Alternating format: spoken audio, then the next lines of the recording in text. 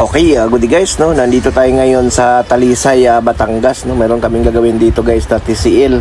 So ang issue nito guys, laging A3 error kapag ginagamit ng ating customer, no? So hindi siya nakakatapos, nagkakaroon siya ng error sa wash and spin. So A3, so ito nga, testing namin siya guys, ayan, no? So alam na natin agad kung anong problema ng A3 pagdating sa TCL, no? Kadalasan yan guys, ang problema niyan yung kanyang door switch, no? So ayan, no? Pag iangat mo yung pinto, nagkakaroon siya ng A3. So, ang nangyayari dito, hindi siya nakakatapos. So, ginawa namin dito guys, inangat na natin yung top cover. Bubuksan natin yung pinaka-door sensor nito, or door switch kung tawagin. Yan po ang ating papalitan, no? So, yan po ang may problema.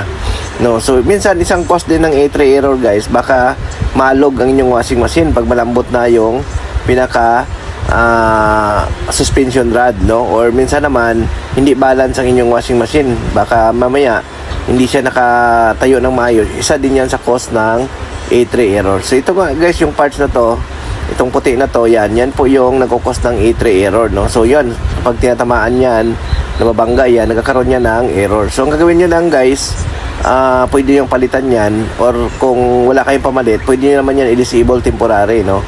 Bago nyo, kung wala talaga kayong pamalit, no? So ayan. So yan po ang naging issue guys pagdating sa A3 error. So kapag napalitan nyo na yan, i-balance nyo lang yung inyong washing machine, no? Para hindi babalik na yung error.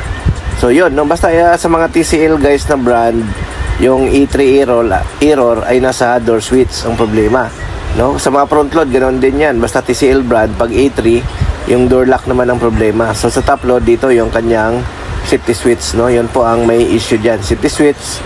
Ang safety switch kasi nito guys, connected na yung door switch, no? Yung sa door. Kaya yan po ang inyong papalitan, no? So yan. So pwede nyo rin yan guys i-disable kung wala kayong pamalit temporary, no? So ayan na nga guys, after natin siya mapalitan, so yan, testing na siya namin, no? So yun, no? So okay na ito, no? So nandito tayo ngayon sa Talisay, Batangas, no? So medyo malayo lang ito sa amin guys, kaya medyo mataas din yung rate namin dito gawa ng gasolina, no? Malayo yung gasolina natin dito, halos kumakain na ng 800 to 1,000 back and forth. So yun, no? Okay, no? Basta TCL error guys, alam nyo na, A3 error, door switch ang problema niyan pagdating sa ganitong brand. Okay? Thank you, bye-bye.